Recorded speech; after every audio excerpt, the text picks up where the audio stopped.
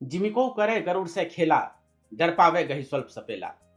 नमस्कार प्रिय दर्शकों, स्वागत है आपका शास्त्रीय ज्योतिष के इस चैनल पर जिसका की नाम है ज्योतिष रहस्य। प्रिय दर्शकों, रामचरितमानस की लंका कांड की इन पंक्तियों में वह प्रसंग आया है जब एक दिन युद्ध भूमि में मेघनाथ जो है बहुत पराक्रम दिखाता है। वह राम जी के पास चला जाता है और बहुत प्रकार के अपशब्द उनको कहता है। रघुपति निकट गए घननादा, नाना भांति करे सिदुर्बादा। और उन पे बहुत प्रकार के अस्त्र वगैरह छोड़ने लगता है, उनको अपनी बहुत प्रकार की माया दिखाने लगता है। तो तुलसीदास जी कहते हैं कि वो राम जी को माया दिखा रहा है, ऐसा लग रहा है कि जिमिको करे गरुड़ से खेला, जैसे कोई जो है गरुड़ के साथ जो है खेल करे और उसे सपोला छोटे छोटे सांप दिखा के उसे डराने की कोशिश करे। गरुड़ तो सांप को खा जाता है, उसे आप सांप से क्या डराएंगे। जासु प्रबल माया बसा, शिव बिरंची बर छोट, ताही दिखावे निश्चर निज माया मति खोट। जिसके प्रबल माया के सामने ब्रह्मा और शिव जी भी बहुत छोटे पड़ जाते हैं, उन भगवान राम को ये मेघनाथ जो है अपनी माया दिखा रहा होता है। तो प्रिय दर्शकों, गरुड़ जो है महान शक्तिशाली होता है, गरुड़ जो है महान बलवान होता है। आज हम आपके लिए एक ऐसा योग लेकर के आए हैं जिसका नाम है गरुड़ योग। यह योग जिसकी भी कुंडली में होता है तो यह राजयोग, लेकिन हम इसमें धन की प्रबलता नहीं देखते। जिसकी कुंडली में यह योग होता है वो बहुत महान विद्वान होता है, महान पराक्रमी होता है, दुनिया में अपना एक नाम और यश छोड़ जाता है।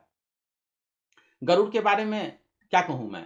जब रश्मि रथी में वो प्रकरण आता है, जब कर्ण को समझाने जाते हैं श्री कृष्ण कि आप जो हैं युधिष्ठिर के बड़े भाई हैं, आप उनके खेमे में चल पड़िए। तो बोलता है कि नहीं नहीं भगवान, मैं ऐसा नहीं करूंगा। महलों में गरुड़ न होता है, कंचन पर कभी न सोता है, रहता वह कहीं पहाड़ों में, सैलों की फटी दरारों में। अरे वह महलों में थोड़े होता है, उसके पास जरूरी नहीं कि सोना चांदी और ये महलों में रहना वो पसंद करे। वह पहाड़ों रहता वह कहीं पहाड़ों में और सैलों की फटी दरारों में। उड़ते जो झंझावातों में, पीते जो बाढ़ प्रपातों में। जो झंझावात मतलब जो है आंधी तूफान आता है उसमें जो उड़ते हैं, और जो वारी प्रपात प्रपात जहाँ पे जल प्रपात होता है, वाटरफॉल होता है, उससे वो पानी पीते हैं गरुड़। उड़ते जो झंझावातों में, पीते जो वारी प्रपातों में, वे ही फणिभंग छुड़ाते हैं, धरती का हृदय जुड़ाते हैं। मैं गरुड़ कृष्ण मैं पक्षीराज, सिर पर न चाहिए मुझे ताज, दुर्योधन पर है विपद घोर, सकता न किसी विधि उसे छोर।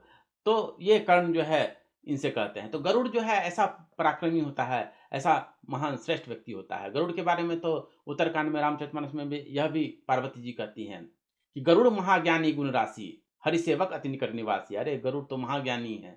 तो जिनकी कुंडली में भी यह गरुड़ योग होता है वह बहुत ही ज्ञानी व्यक्ति होता है। उसके पास धन संपत्ति हो ना हो सकता है धन हो नहीं भी हो, लेकिन वह जो है अपने ज्ञान के माध्यम से, अपने कला कौशल के माध्यम से समाज में एक अमिट छाप छोड़ जाते हैं।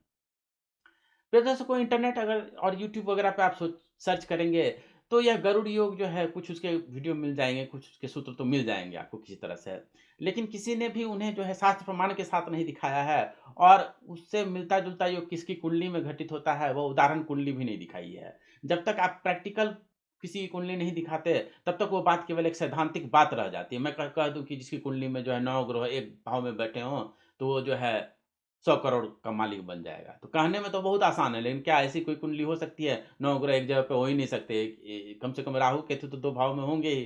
तो इसलिए जो है इस तरह की बातें जो है जो केवल सैद्धांतिक रूप से हों, जिसकी उदाहरण कुंडली न हो, वो केवल एक थ्योरेटिकल बात बन के रह जाती है।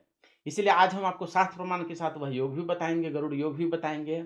इसके अलावा जो है जयशंकर प्रसाद जी की कुंडली भी आपको दिखाएँगे, जिनकी कुंडली में यह योग घटित होता है। जी हाँ, जयशंकर प्रसाद जी तो बहुत बड़े कवि थे, आप जानते ही हैं। उन्होंने बहुत सारे कहानियाँ वगैरह भी लिखी हैं, निबंध वगैरह भी लिखे हैं, लेकिन कवि के रूप में वो बहुत विशेष प्रसिद्ध हैं। तो पहले चलिए चलते हैं, देख लेते हैं कि ये किस ग्रंथ में ये योग आया है। यह योग आया है त्रिफला ज्योतिष नामक ग्रंथ में, जिस ग्रंथ से हम आपको अनेक सूत्र बता चुके हैं। उसका डाउनलोड लिंक में हम फिर से दे देते हैं डिस्क्रिप्शन में। हालाँकि आप में से अधिकांश लोग उसे डाउनलोड करके पहले ही रख चुके हैं। तो यह योग क्या कहता है कि चंद्र स्थित नवांशस्य नाथे शुभ समन्विते पूर्व पक्षे दिवाजन में योगोयं करोड़ो भवे। अर्थात कि पहले नवांश कुंडली में जाकर के देख लीजिए कि चंद्रमा कहाँ बैठा हुआ है, और चंद्रमा जहां भी बैठा हो किसी न किसी राशि में तो होगा ही। तो उसके स्वामी को देख लीजिए कि वो कौन है। तो वो जो स्वामी है पहचान लिया आपने, तो उसे फिर से आकर के आप यहाँ पे जन्म कुंडली में आके देखिए कि उसकी क्या स्थिति है। तो वो जो है कम से कम एक शुभ ग्रह के साथ बैठा हुआ होना चाहिए, और उसका जन्म जो है शुक्ल पक्ष में दिन में जन्म होना चाहिए। देखिए कितनी सारी बातें इसमें देखनी है। आजकल जो ज्योतिषी लोग कई सारे लोग कुंडली देखते हैं, बस हाई लेवल पे 5 मिनट में देख कर के आपको फल कथन कर देते हैं, ऐसा नहीं होता है। कुंडली में बहुत सारे विषयों को देखना होता है। यह एक ऐसा योग है जिसमें यह भी देखना है कि इसका शुक्ल पक्ष में जन्म हुआ है कि नहीं, दिन के समय में इसका जन्म हुआ है कि नहीं, नवांश कुंडली को भी देखना है। कई लोग तो नवांश कुंडली देखते ही नहीं, नवांश कुंडली बस तब देखते हैं जब आप उससे विवाह से संबंधित प्रश्न करें, ये बहुत ही गलत प्रथा है। नवांश कुंडली को हर ग्रह से संबंधित जो है नवांश कुंडली को देखना चाहिए और अन्य बातों के लिए भी नवांश कुंडली को देखना चाहिए। तो इसीलिए यह इस प्रकार के विशिष्ट प्रकार के राजयोग हम आपको लेकर के आते हैं आपके लिए, ताकि आप जो है ज्योतिष को गहराई से देखना सीख सकें। जब तक इस योग के बारे में आप जानेंगे ही नहीं, तो किसी कुंडली में आप देखेंगे कैसे इन योगों को? तो ख़ैर ये बहुत थ्योरेटिकल रूप हो गया है, इसे हम उदाहरण कुंडली के साथ समझते हैं। जयशंकर प्रसाद जी के कुंडली के साथ समझते हैं। जयशंकर प्रसाद जी आप जानते हैं कामायनी के रचयिता हैं और वो कामायनी जो है बहुत प्रसिद्ध हुई थी। हिमगिरी के उत्तुंग शिखर पर बैठ शिला की शीतल छाँ, एक पुरुष भीगे नयनों से देख रहा था प्रलय प्रवाह, ऊपर जल था नीचे था हिम, एक तरल था एक सघन, एक तत्व की ही प्रधानता कहो उसे जड़िया चेतन। तो प्रिय दर्शकों वो जो है फिलॉसफी दर्शन शास्त्र को कविता के साथ मैथोलॉजी के साथ मिला करके ऐसी कविताएं बनाते थे जो कि कालजयी रचनाएं हैं। कामायनी जो है आज भी पढ़ी जाती है। खैर छोड़िए, ये काव्य का सेशन तो है नहीं, तो उनके बारे में अधिक मैं क्या कहूँ। अभी चलते हैं हम लोग यहाँ पे उनकी कुंडली में। देखिए ये कविता की बातें मैं कई बार आपको इसलिए भी बता देता हूँ क्योंकि आजकल लोग जो है पाश्चात्य किताबें, पाश्चात्य फिल्में ये सब इतना देखने लगे हैं और पढ़ने लगे हैं कि हिंदी कविता वगैरह को, हिंदी साहित्य वगैरह को कई लोग पढ़ते नहीं। हिंदी साहित्य में जो है कवियों ने बहुत सारे अपने अनुभव डाले होते हैं। उसका भी पठन-पाठन आज बहुत ज़रूरी है। अपने आस-पास जो कोई भी बच्चे हों या कोई भी हों, उन्हें जो है हिंदी साहित्य से भी अवगत करवाइए और उन्हें पढ़ने के लिए ज़रूर प्रेरित कीजिए। खैर, चलिए चलते हैं जयशंकर प्रसाद जी की कुंडली में। तो ये सूत्र क्या कहता है कि चंद्रमा जो है, पहले नवांश कुंडली देख ली इनकी, पहले लग्न कुंडली मत देखिए। पहले नवांश कुंडली में देखिए कि चंद्रमा कहाँ बैठा हुआ है। तो चंद्रमा जो है इनके नवांश कुंडली में 2 नंबर की राशि यानी कि वृषभ राशि में बैठा हुआ है, जिसके कि स्वामी कौन होते हैं? शुक्र होते हैं। बस आपने ये शुक्र को पहचान लिया, तो अब चले आइए इनके लग्न कुंडली में। तो लग्न कुंडली में शुक्र को जो है किसी शुभ ग्रह के साथ, कम से कम एक शुभ ग्रह के साथ बैठा होना चाहिए। तो इनकी लग्न कुंडली में जाकर के देखेंगे तो शुक्र जो है 12वें भाव में बैठा हुआ है।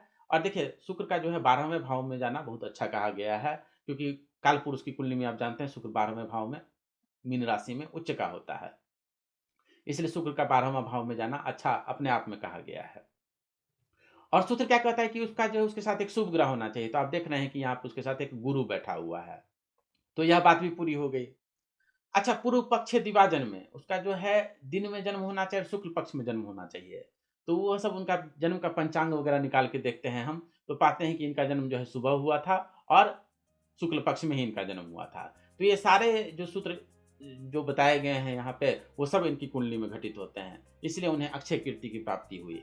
धन वगैरह जो है, जो भी था, एक वेल्दी परिवार में ही जन्म हुआ था इनका। बाद में वो धन वगैरह घटता गया, क्योंकि कविता लिखने से आप कितना अर्जित कर लेंगे। लेकिन अगर कीर्ति वगैरह की बात की जाए, दक्षता, विज़डम वगैरह की बात की जाए, तो गरुड़ योग का जो भी बातें बताई गई हैं अक्षरशः इनकी कुंडली में घटित होता है, इनके जीवन में देखने को मिलता है। प्रिय दर्शकों, आज आप इस विषय पर विचार करें कि क्या ये केवल एक इत्तेफाक है कि जो भी महान प्रसिद्ध व्यक्ति हैं उन सब की कुंडली में एक विशेष प्रकार के राजयोग मिलते हैं। लोग तो जो ज्योतिष के आलोचक हैं वो तो इसे बस इत्तेफाक कह के खिसक जाते हैं, लेकिन क्या यह एक इत्तेफाक हो सकता है? इस विषय में अपने विचार जो है हमें कमेंट में जरूर बताएं। ज्योतिष से संबंधित बातों को इसी तरह से शास्त्र प्रमाण के साथ समझने के लिए बने रहें ज्योतिष रहस्य पर। आपका बहुत बहुत धन्यवाद।